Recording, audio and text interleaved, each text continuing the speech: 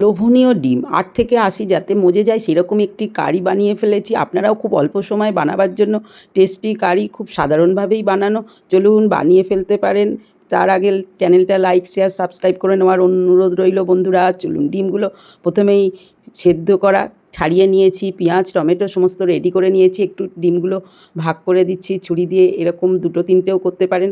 ব্যাস বন্ধুরা, যত ভাগ করবেন কেটে একটু ফাঁক করে দেবেন, ততই কিন্তু চিড়ে দিলে ভিতরে লবণ ঢুকে যায়। সর্ষের তেল দিয়ে গরম করে নিয়ে সেই তেলের মধ্যে ডিমগুলো নাড়িয়ে চাড়িয়ে ভেজে নেব। কাঁচা হলে একটু কিন্তু লেগে যায়। এবার ভাজার সময় একটু হলুদ দিয়ে দিলে, লবণ দিয়ে দিলে বেশ ডিমের কালারটা বেশ ভালো হয়, মন্দ হয় না। ডিম যদি দেখতেই সুন্দর হয় তাহলে এখানেই 50% রান্না কমপ্লিট হয়ে গেল। আর সবাই দেখে ব্যাস আপনার প্রশংসা করতে, কী ডিম হয়েছে বুঝতেই পারছেন। যাই হোক, ডিমগুলো লাল লাল করে ভেজে তুলেছি। আমি একটু বেশ ঝাল ঝাল লাল লাল রান্না করতে চাই। সর্ষের তেলটা নাড়িয়ে চাড়িয়ে গরম হয়ে গেলে একটু চিনি যোগ করে দিয়েছি, শুকনো লঙ্কা দিয়েছি আর জিরে ফোড়ন দিয়ে একটু ভেজে নেব। এরপরে ভাজা পেঁয়াজ ব্যবহার করেছি। গ্যাস সেভ করার জন্য অনেকটা পেঁয়াজ ভেজে রেখেছিলাম, সেই পেঁয়াজ ভাজাটা প্রয়োজন মতো ব্যবহার করি। এখানে 3 টিস্পুন মাপে দিয়েছি টেস্ট অনুযায়ী। এবার লবণ দিয়েছি। রসুনও আমি কষে রেখেছিলাম, 1 চামচ রসুন দিয়েছি। এটা কিন্তু অনেকটা আদাও একই ফর্মুলায় করে রেখেছি, সব মিক্সিতে বেটে আর গরম করে পেস্ট তৈরি করে রাখা। এবার প্রয়োজন মতো হলুদ, টমেটোও আমি পিউরি করে রেখেছিলাম সেই দিলাম, কাঁচা লঙ্কা আর কাশ্মীরি লঙ্কার গুঁড়ো দেওয়ার পরে একটু নাড়িয়ে চাড়িয়ে ধীরে ধীরে কষাটা করে নেব। দেখুন রোদ্দুর দেখা যাচ্ছে, 2টো তেজপাতা যোগ করে দিয়েছি।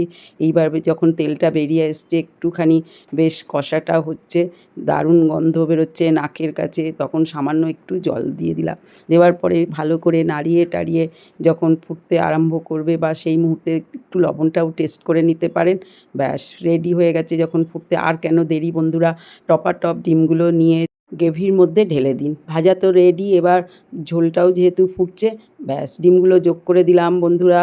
এইবার আস্তে করে নাড়িয়ে চাড়িয়ে 2-5 মিনিট হলেই কিন্তু আপনার ডিমের কারিটা হয়ে আসছে। তবে নামাবার আগে আরেকটুখানি ধৈর্য ধরে প্রসেসটা করুন, তাহলে কিন্তু সবথেকে সুন্দর হয় আর সহজে ডিমের কারিটা হয়ে যায়। যেহেতু ডিনার, ব্রেকফাস্ট, লাঞ্চ বক্স যাতে খুশি নিয়ে যাওয়া যায়। এই ফাঁকে গরম মশলা আর একটুখানি লঙ্কা বাটা দিয়ে দিয়েছি, এতে কিন্তু স্মেলটা দারুণ হয়। আর মাখা মাখা ডিমের কারি ব্যাস রেডি। ইচ্ছা হলে গ্রেভিটা আর একটু ঠিক করে নিতে পারেন, আমি এই রকমই করেছি। চলুন বন্ধুরা, গ্যাসটা আস্তে করে নিয়েছি, একটু চাপা দিয়ে রেখে দিয়ে দেখুন ঠিক এরকম ডিমের কারি হলে আর কি লাগবে। রুটি, পরোটা যাই হোক নিয়ে বসে পড়লেই হলো। সবাই মিলে চটজলদি রেসিপি, যা চোখের নিমেষে হয়ে যায়। ডিমগুলো সেদ্ধ করে রাখলেই হলো। তাহলে বন্ধুরা, আমার রেসিপিটা ভালো লাগলে যখন তখন করে ফেলতে পারবেন। চ্যানেলটা লাইক, শেয়ার, সাবস্ক্রাইব করে নেওয়ার অনুরোধ রইল। তাহলে আপনারাও বানান, সঙ্গে থাকুন। জয় বড় মা। আবার নতুন কোনো রেসিপি নিয়ে আপনাদের সঙ্গে দেখা হবে। এই গ্যাস সেভিং রেসিপিগুলো কিন্তু মাঝে মাঝেই করে নিলে মন্দ হয় না। আমি যেভাবে দেখুন পরিবেশন করেছি ডিমের কারিটা, চলুন একবার দেখে নেওয়া যাক। থালিটা রেডি, আর নরম তুলতুলে। আমি তো পরোটা বানিয়ে ফেলেছি, গরমাগরম পরোটা সার্ভ করে দিচ্ছি। আমি তো ডিনারে বানিয়েছি ডিমের কারি আর একটু স্যালাড। আজ আসি, বাই বাই। সঙ্গে থাকুন, বানিয়ে ফেলুন বন্ধুরা। চটজলদি রেসিপি, অল্প সময়ে আমার থালিটা এবার চলুন দেখিয়ে দিই কেমন হলো ডিমের কারি। আহা, লোভনীয় ডিম। আর ধৈর্য ধরতে পারলাম না বন্ধুরা, একটু পরোটা কেটে গালে পুড়ে দিলাম। আজ আসি, জয় বড় মা। ভালো থাকবেন, সুস্থ থাকবেন। আজ এই পর্যন্ত, বাই বাই।